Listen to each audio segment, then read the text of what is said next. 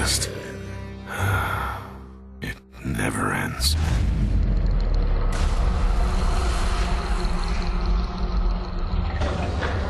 Your current position in Epic Games is design manager. Oh, design right? director, yeah. Or design director, but what's your exact role in Gears of War? Because it seems like you're the man behind it. Well, it's myself and 100 of my closest friends, right? I mean, I'm fortunate enough that I'm able to do the interviews, but it's also the result of Rod Ferguson, the executive producer, Lee Perry, who's the gameplay designer, Dave Nash, who's the lead level designer, Jim Brown, who's the lead multiplayer, and Joe Groff, who's the lead coder. And we all get together and really kind of hash out and figure out what the game is. From my end, I like to say it's a 50-50 rule, that I try and put 50% of my ideas into the game while harvesting the great ideas of the 50% from everybody else around me.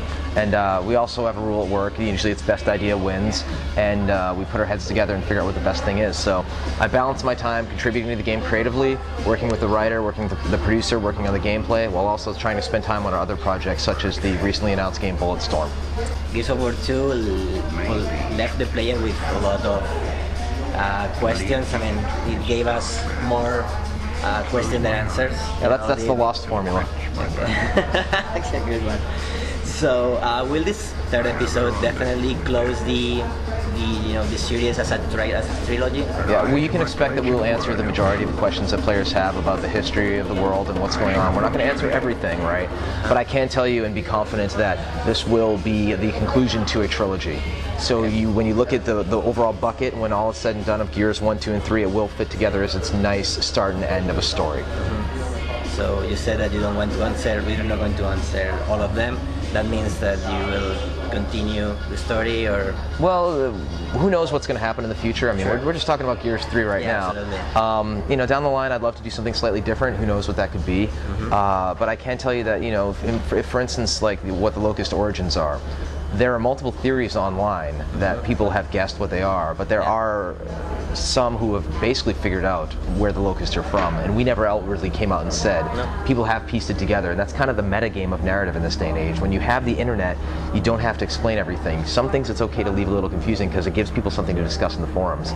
But that said, like I said before, you will get a lot more answers in this game, and you will leave satisfied and full. Great. We know that users' opinions are important for the job. I mean, we know that you listen to them, so you read forums and feedback. So what have you realized about Gears of War 2 listening to these kind of opinions? Gamers love the shotgun. Right. Is the first thing we've realized. We always push for the fact that this is a tactical cover-based shooter, and the more you try and push the game as tactical, the more gamers push back and make it into an arcadey type game, right? It's the thing about games like Counter-Strike and Call of Duty is people try and say they're tactical, but they're very fast-paced, very arcadey games, and that's cool. That's okay. That makes it very accessible, right? So we're embracing the shotgun. We're allowing the users to use it as much as they want, and on top of that, we're adding in a sawed-off double-barrel shotgun, which if you like the shotgun, here's a shotgun that's even more powerful. And granted, the reload time is longer on it, and the range might be less, but if you catch a few enemies in your view frustrum, you could potentially jib multiple enemies at once using this gun. It's very, very powerful. We're also adding in a pendulum air lancer because users have talked a lot about wanting to see that. So it's the precursor to the chainsaw lancer, whereas it's a rifle that kind of kicks like a mule when it fires and has a large blade on the end of it, which our animators have all figured out all sorts of nasty ways to execute people with. We're gonna stay in the new things you have to the game. What can the fans expect in gameplay-wise changes in this third one? Well, we're going to continue to refine the cover system to make it the best cover system in the industry. That's something that we continued with Gears 2, and we can always do better with that. I can't really go into too much detail in regards to what kind of executions, but you're going to be expecting a lot more executions, as well as ways for us to positively incentivize players to use those executions. Because sometimes after the first time you use it, you're like, hey, okay, I get it, I can beat a guy to death, that's fine. How is that actually going to benefit me? And we're trying to figure out how to really encourage that in the online space. We have all the new weaponry. There's new moves such as if you mantle over cover, you can kick a guy in the face. The new enemy that you're fighting are called the Lambent, and it's really important to note this, that we kind of teased those in Gears 1 with the Wretches who exploded upon death. And then at the end of Gears 2, you saw the Brumac mutate into this heinous creature that was a combination of claws and teeth and tentacles and whatnot. And the gist of it is that this energy source emulsion that's been powering the planet for so long is not good, and it's infecting various denizens of the planet and causing these horrible creatures to come after you, who are very, very tough, can sprout mutations at any point, can have adverse effects after they die, as far as, you know, turning into different things or exploding, and they take on all different forms, and they're very, very ugly. And the locusts basically haven't been seen much at the beginning of Gears of War 3. It's been about 18 months since the events at the end of Gears 2. We flooded the Hollow. Nobody's seen any locusts. We don't really know where the majority of them are, and we're dealing with this threat of the Lambent, who are just completely horrible, nightmarish creatures. Okay, the story continues right after Gears 2, or? It's 18 months after.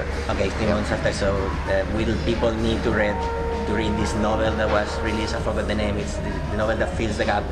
Yeah, there's Asphalt Fields and Jacinto's Remnant and things like that. These are the books that Karen Travis wrote. She's the New York Times best-selling author, and those books also were very much bestsellers, which is really weird now when you think about it. You have a video game that's driving book sales. Like, who'd actually thought that would happen? But I'm proud to announce that she's actually going to be writing Gears of War 3, and she has a very, very good way of getting inside these characters' heads from a novelist kind of standpoint. She really understands who they are, and she's going to really be doing a good job of breathing life into these characters, as well as the new ones. You'll be seeing female Gears for the first time. Anya, the blonde dispatcher girl, she's no longer a desk pencil pusher. She is in battle and is kicking ass alongside Delta Squad. The COG have basically fallen into disarray, so everybody's stranded now, and they're trying to eke out an existence while dealing with this ongoing threat of these Lambent that are chasing them around every corner. You're the first humans to ever desecrate this palace with your presence. It's her.